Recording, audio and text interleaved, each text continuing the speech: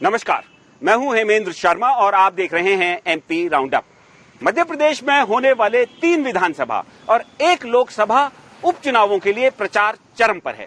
पहले बात विधानसभा की। साल 2018 के आम चुनावों में ये जो 3 विधानसभा की सीटें हैं जिन पर उपचुनाव हो रहा है, इनमें से 2 कांग्रेस के पास गई, जबकि 1 भारतीय जनता पार्टी की झोली में गई। तीनों ही विधायकों की कोरोना की दूसरी वेव में मौत हो गई। खंडवा लोकसभा सीट भी भारतीय जनता पार्टी के पूर्व प्रदेश अध्यक्ष नंद कुमार सिंह चौहान की कोरोना की वजह से हुई मौत के कारण खाली हो गई।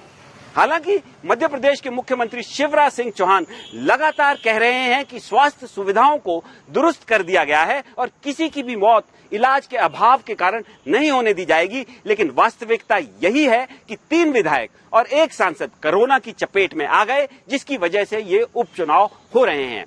तो सवाल ये है कि ये जो सेकेंड वेव में मिसमैनेजमेंट हुआ, जिसकी वजह से लाखों लोगों की जानें गई, क्या वो इन चुनावों में मुद्दा होगा?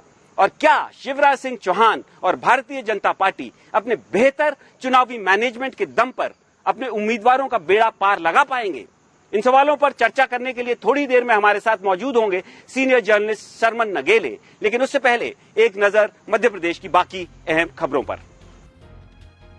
धार और जबलपुर में मिलाद उन नबी के जुलूस को बिना अनुमति के निकालने पर विवाद की स्थिति उत्पन्न हो गई।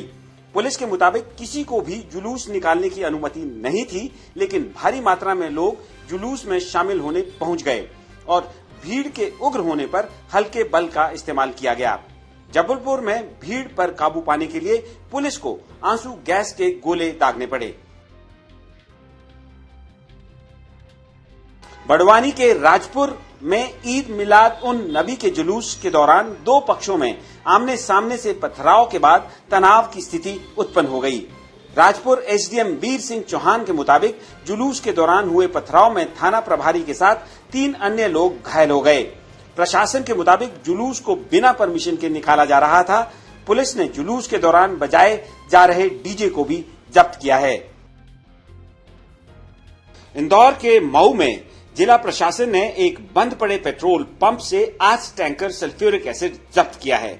प्रशासन के मुताबिक पेट्रोल पंप पर 16 टैंकर पाए गए, जिनमें से 8 एसिड से भरे हुए थे। टैंकर कंपनी के मालिक और बंद पेट्रोल पंप के मालिक द्वारा इस स्थान पर एसिड का अवैध भंडारण किया जाता था। भंडारण के लिए किसी तरह की कोई अनुमति नहीं ली गई थी। पेट्रोल पंप को सील कर दिया गया है और टैंकर और पेट्रोल पंप के मालिकों के खिलाफ मामला दर्ज कर लिया गया है। मध्य प्रदेश के पेंच टाइगर रिजर्व में बाघिन और उसके 5 शावकों का वीडियो तेजी से वायरल हो रहा है। वीडियो में बाघिन अपने 5 शावकों के साथ जंगल के रास्ते से गुजरते हुए नजर आ रही है। वीडियो में नजर आ रही बाघिन को पाठदेव के नाम से जाना जाता है। बताया जा रहा है कि 18 अक्टूबर की सुबह की सफारी के दौरान पर्यटकों को बाघिन और शावकों के दीदार हुए। और अब बारी मध्य प्रदेश में हो रहे उपचुनावों की। हमारे साथ मौजूद हैं senior journalist Sarman Nagele. Sir, आपका स्वागत है एमपी तक पर। सबसे पहला सवाल, जो ये 3 उपचुनाव हो रहे हैं, ये विधानसभा का और 1 लोकसभा का, चारों ही जो सिटिंग विधायक और सांसद थे उनकी डेथ कोरोना की वजह से हुई। तो क्या कोरोना का जो दूसरी वेव में मिसमैनेजमेंट था, जिसकी वजह से लाखों लोगों की जानें गई, क्या आपके हिसाब से वो इन उपचुनावों में मुद्दा है? देखिए, ये बात बिल्कुल सही है। आपने बहुत सही सवाल किया है कि न केवल इस उपचुनाव में बल्कि आगे भी कोरोना मुद्दा रहेगा, क्योंकि कोरोना में न केवल मध्य प्रदेश में बाकी पूरे देश में लाखों जाने गई हैं। तो लोगों के घर परिवार गए हैं, तो लोगों की चिंता ताजिंदगी रहेगी। जब तक वो इस संसार में रहेंगे तो उनकी चिंता जायज है। और उनका ये विषय, अब ये मुद्दा कांग्रेस पार्टी कितना जनता के बीच ले जा पाती है, बना पाती मुद्दा। सड़क है, बिजली है, पानी है, किसानों के साथ समस्या है, गैस है, डीजल है, पेट्रोल है, लगातार गैस के दाम बढ़ रहे हैं। तो अब ये कांग्रेस पार्टी को देखना है कि वो कांग्रेस पार्टी जो मतदाता है 3 विधानसभा उपचुनाव और 1 लोकसभा उपचुनाव के मतदाताओं के बीच में और वहां की जनता के बीच में कैसे ले जाती है। आप तो कांग्रेस पार्टी का प्रचार देख रहे हैं, स्थिति भी समझ रहे हैं, तो कांग्रेस पार्टी की क्या स्थिति आपके हिसाब से? और दूसरी तरफ भारतीय जनता पार्टी तो लगातार कह रही है, शिवराज सिंह चौहान लगातार कह रहे हैं कि स्वास्थ्य सुविधाओं को दुरुस्त कर दिया गया है और किसी की भी मौत इलाज के अभाव में नहीं होने दी जाएगी। देखिए, ये माननीय मुख्यमंत्री शिवराज सिंह चौहान जी का कथन बहुत सही है और ऐसा राज्य के मुख्यमंत्री का दायित्व भी होता है।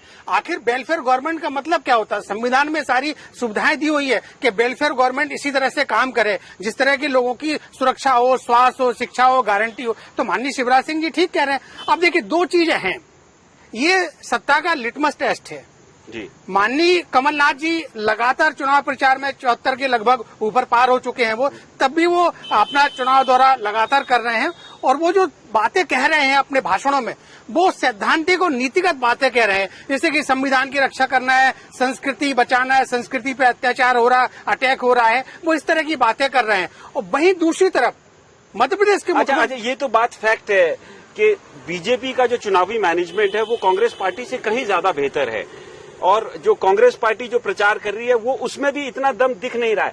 शुरू में भी जैसे आपने कहा कि भाई ये कांग्रेस पार्टी को तय करना है और प्लस जनता को कितना एक्सेप्ट करती है कांग्रेस पार्टी को, ये भी देखना होगा। तो क्या आपको लगता है कि अभी जो है पलड़ा इन मुद्दों की वजह से कांग्रेस का भारी है और भारतीय जनता पार्टी का जो मैनेजमेंट है वो इन मुद्दों के सामने हल्का पड़ रहा है?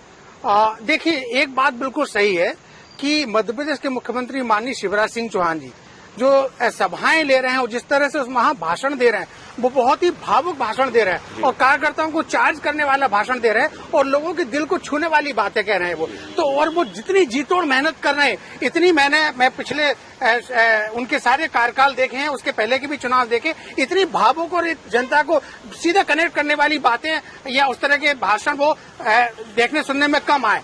तो एक तरफ तो उनकी ये सारी योजनाएं, ये सारी मतलब उनकी टैक्टिस है, मैनेजमेंट है, और दूसरी तरफ कांग्रेस का है। तो देखिए, कांग्रेस और बीजेपी में अंतर है कि कांग्रेस के जो नेता हैं, यदि माननीय कमलनाथ जी इस चुनाव में अपना काम कर रहे हैं, वो नहीं होते तो कांग्रेस और पिछड़ जाती। तो कमलनाथ जी का भी पूरे राज्य में एक उनका अपना होल्ड है, कांग्रेस पार्टी में होल्ड है, कार्यकर्ताओं में, विधायकों में, वो सबसे वरिष्ठ नेता है मध्य प्रदेश के कांग्रेस की पॉलिटिक्स में, इसलिए उनकी बातें लोग सुन रहे हैं। अब ये देखना है कि उनकी बातें जनता तक कितनी पहुंचती है, जो कि आमतौर पर जनता इस तरह की बातों को देखने सुनने में रुचि नहीं रखते, क्योंकि संविधान की बात, रक्षा की बात, संस्कृति की बात, इस तरह की बातों से जनता आजकल जो है ना, जनता को चाहिए तत्काल चीज। मुद्दा है स्वास्थ्य का, जो लोग मरे हैं, जो हर आदमी का, जैसे आपने कहा कि घर वाले कोई किसी न कोई जानने वाला कोई मरा है। तो सवाल आखिर में फिर से एक बार फिर वही कि जो ये 3 सीटें विधानसभा की हैं, इनमें से 2 कांग्रेस के पास थी, 1 भारतीय जनता पार्टी के पास थी, लोकसभा जो है खंडवा सीट बीजेपी के पास थी।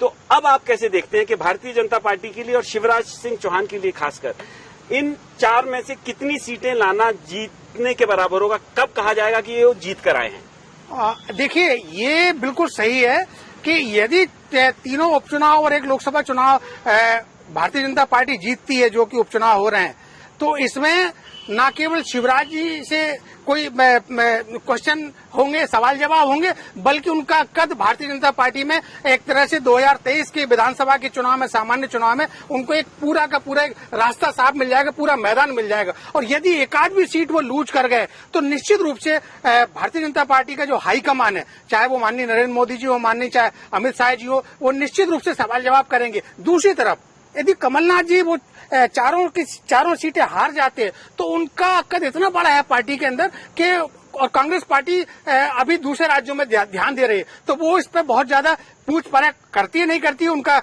इंटरनल मामला है। लेकिन शिवराज जी के लिए बहुत ही बड़ी ये एक तरह से मुश्किल का चुनाव है। तो ये जो 3 विधानसभा के लिए और 1 लोकसभा के लिए उपचुनाव हो रहे हैं, लिटमस टेस्ट कहा जा सकता है शिवराज सिंह चौहान के लिए। यदि वो इन चुनावों में जीत हासिल कर पाते हैं अपने उम्मीदवारों के लिए, तो निश्चित तौर पर 2023 के आम चुनावों के लिए मैदान साफ हो जाएगा और जो लगातार सवाल उठाए जा रहे हैं लीडरशिप चेंज के लिए मध्य प्रदेश में, उस पर भी विराम लग जाएगा।